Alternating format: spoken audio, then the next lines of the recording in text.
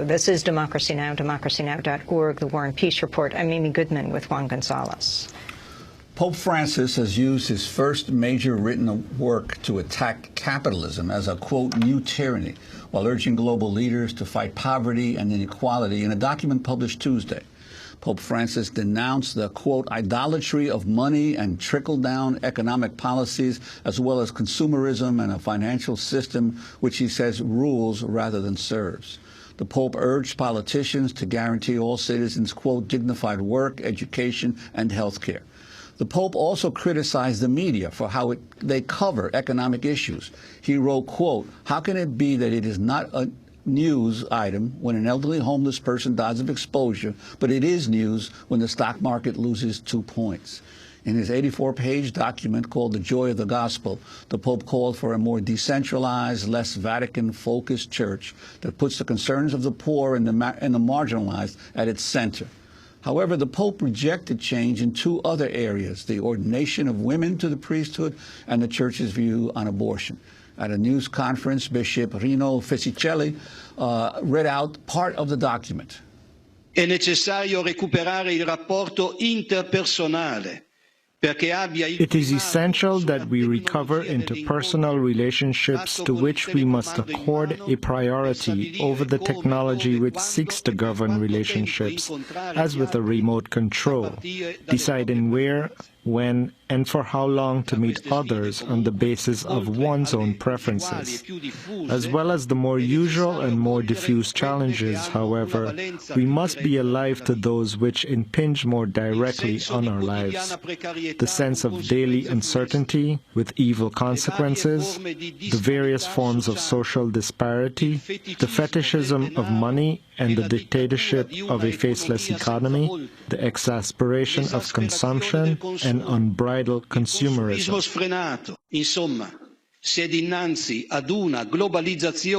In short, we find ourselves in the presence of a globalization of indifference and a sneering contempt towards ethics, accompanied by a constant attempt to marginalize every critical warning over the supremacy of the market, which, with its trickle-down, creates the illusion of helping the poor. Illude sulla reale possibilità di andare a favore dei poveri.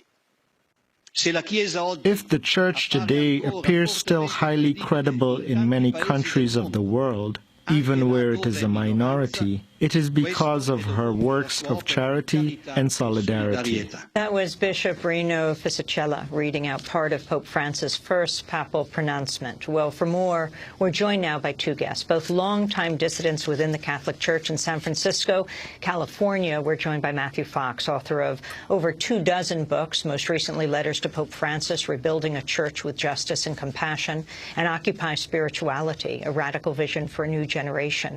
He's a former Catholic priest who was first stopped from teaching liberation theology and creation spirituality by Cardinal Ratzinger, then expelled from the Dominican order to which he had belonged for 34 years. He currently serves as an Episcopal priest.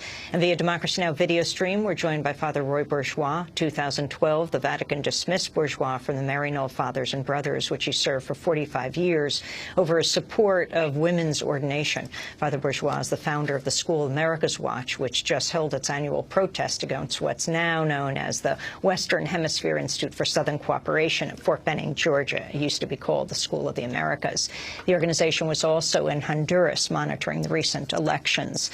Father Roy Bourgeois wrote the book, My Journey from Silence to Solidarity. Matthew Fox, Roy Bourgeois, thank you so much for joining us.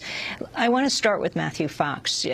You have written this open letter to the Pope calling for rebuilding a church based on compassion, a radical message. Do you think he delivered that message?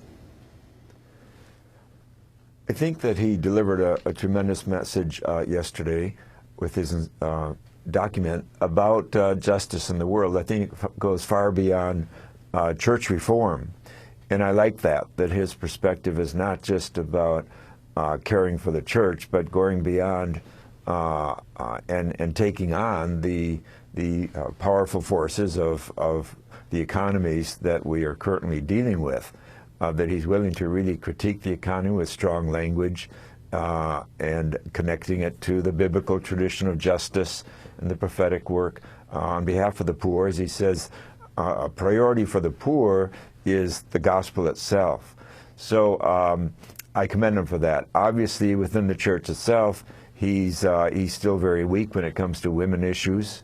He said, for example, a few months ago, we need women theology. Well, my goodness, for 45 years has been women theology, and women have been first ignored and then condemned. In fact, the first objection by Ratzinger to my work, the number one is that I'm a feminist theologian. Number two, that I call God mother, and so forth. So there has been a women theology that the Vatican for 34 years has turned its back on. So there's a lot of work to do in the church itself, but I'm glad that he's thinking beyond the church, and he's seeing the church more as the people of God and not as hierarchy. He's quite strong on that, and that was one of the key elements of the reform of the Vatican Council that, in fact, the previous two popes turned their back on, and as I wrote in my book, The Pope's War, really they created a schism because they did turn their back on the preferential option for the poor that the Vatican Council and the Gospels are pretty explicit about.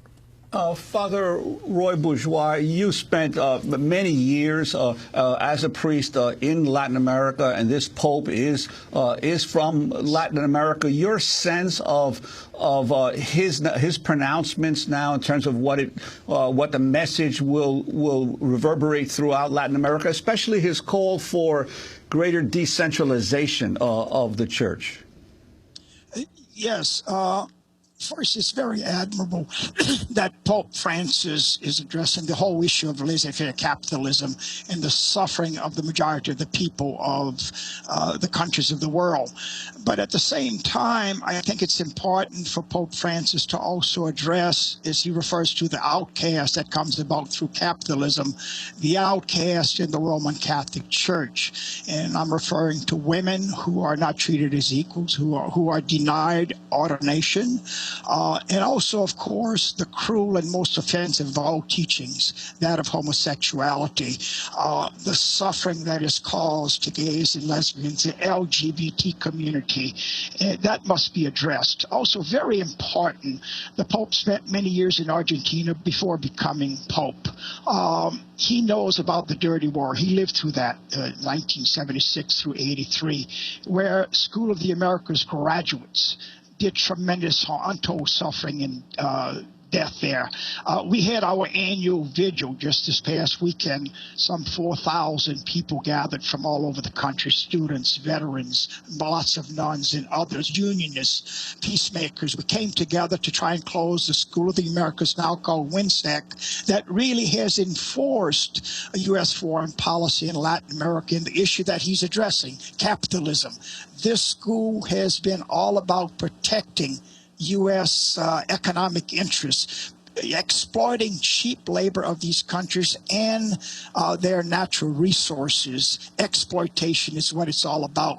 And it would be very important also for Pope Francis to get more specific and really join us in our efforts and call for the closing of what he knows in Argentina and throughout Latin America as the School of Assassins.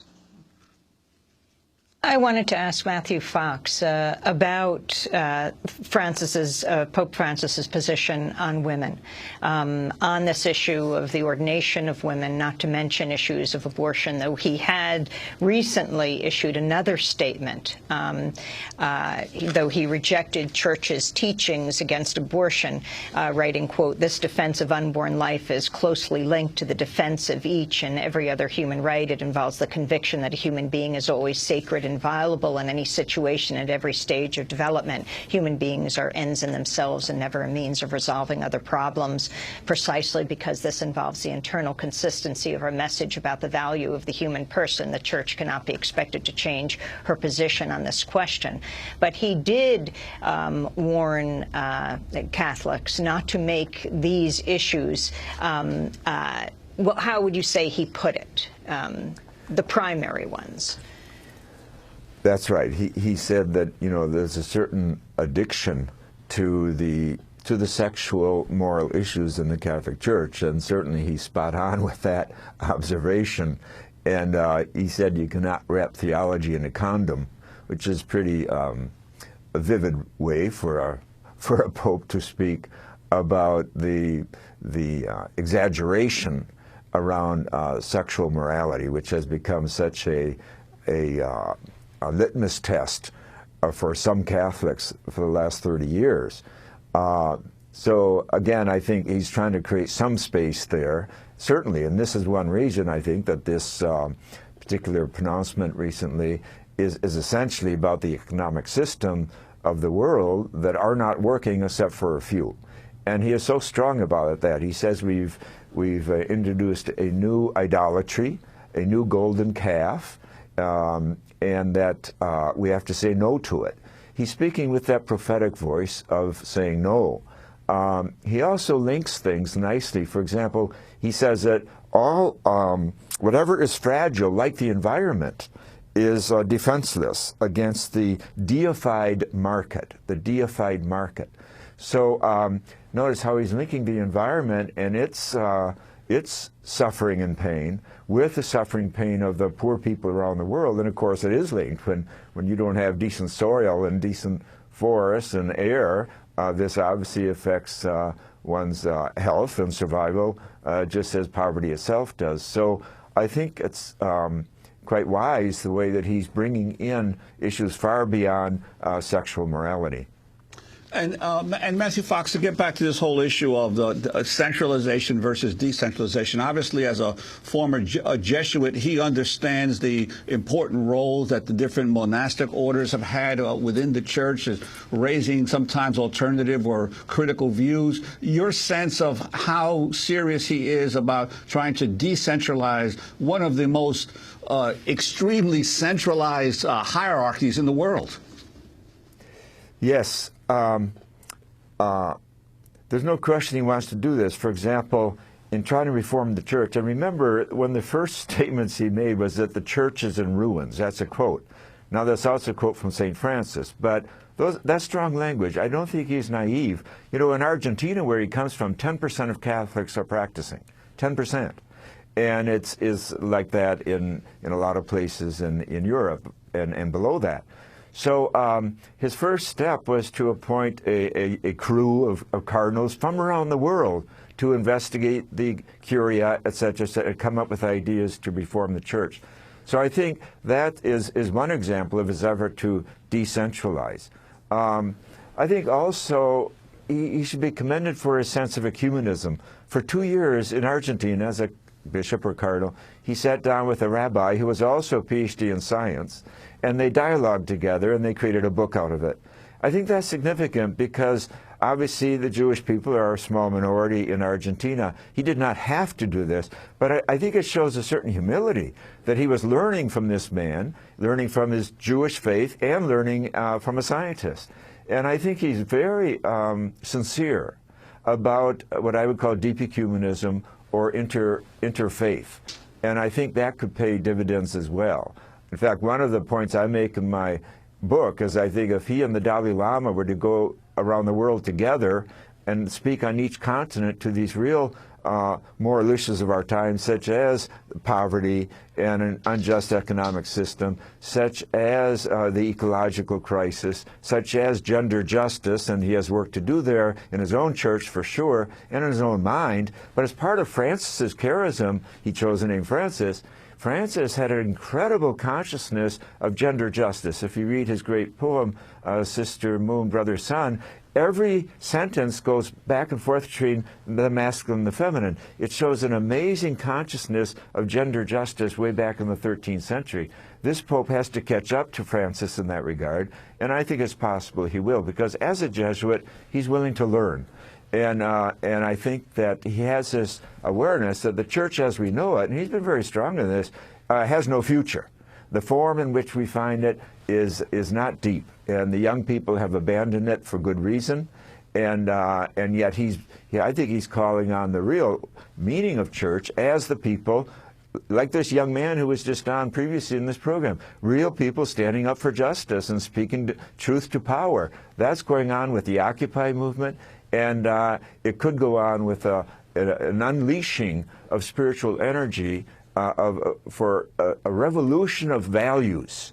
And I see he and the Dalai Lama together could help put wind in the sail of all these grassroots groups, such as Father Roy Burgess, who's brilliant witness for 40 years and more, to put wind in the sail of grassroots groups where things are really going to change. I want to read more from Pope Francis's paper. He wrote, "Some people continue to defend trickle-down theories which assume that economic growth, encouraged by a free market, will inevitably succeed in bringing about greater justice and inclusiveness in the world. This opinion, which has never been confirmed by the facts, expresses a crude and naive trust in the goodness of those wielding economic power and in the sacralized workings of the prevailing economic system." Father Roy Bourgeois. The word inclusiveness is very important. And let me just say, just to add on to what Matthew was saying also, I think it's very important to remind ourselves in this conversation and future conversations of something very important, which really is at the very core of the crisis in the Roman Catholic Church today. And it's this. The Pope, Pope Francis, as we know, is male. He's a man. He is the leader of an all-male clerical culture that has dominated the Roman Catholic Church for centuries. He and the men in this all-male clerical culture that I have been a member of for 46 years, we have claimed and continue to claim that only we as men can speak for God. Only we, in a sense, can interpret the Holy Scriptures and know the will of God. And therein lies a serious problem. Women are viewed, and I say this with great sadness, as a Catholic priest, it saddens me to see this in this all-male clerical culture. Women are viewed as lesser than men, as expressed in the Church's teaching. Only men can be ordained. Women are not worthy. And also, very important, gays and lesbians are seen as lesser than straight. What's very important, I think Pope Francis must simply come out to his 1.2 million Catholics, billion Catholics, and say, we are all created of equal worth and dignity. We do not have this inclusiveness in the Roman Catholic Church. Therein lies the problem. And because we are all of equal worth and dignity, we must change the Church's teachings. Beginning, I highly recommend that our viewers go to the Catechism of the Catholic Church, which talks about the Church's official doctrines and teachings. Some of them, and especially dealing with women and homosexuality, I would refuse to read on the air. It's so offensive. It's so cruel. It leads to suffering in some cases when it comes to the homosexuality teachings, to suicide, to people becoming so ashamed they take their lives. The Pope must get serious and start talking about inclusiveness in the Catholic Church. I want to thank you both for being with us. Obviously, this is a continuing discussion. Father Roy Bourgeois speaking to us from School of the Americas Watch just outside Fort Benning, Georgia, which just held its annual protest against the U.S. Army School of the Americas. And I also want to thank Matthew Fox for joining us, author of over 24 books, most recently Letters to Pope Francis, Rebuilding a Church with Justice and Compassion, and Occupy Spirituality, a Radical Vision for a New Generation. This is